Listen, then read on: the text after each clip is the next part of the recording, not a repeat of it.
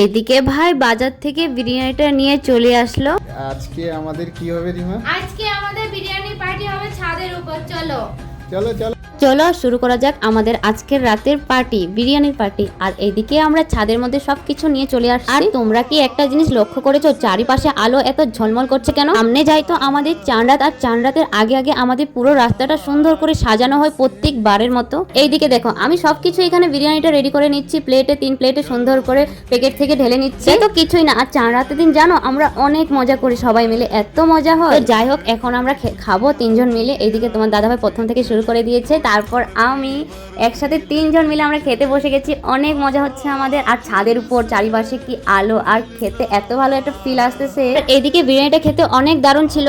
এইদিকে দেখো কাণ্ড, আমার ভাতিজির বান্ধবীগুলো আমাদের দেখে কি কাণ্ড করতেছে। আমাদের এই সুন্দর গ্রামটা কত সুন্দরভাবে সাজিয়ে তুলেছে না, দেখতে কত সুন্দর লাগতেছে, চারিপাশে ঝলমলে আলো।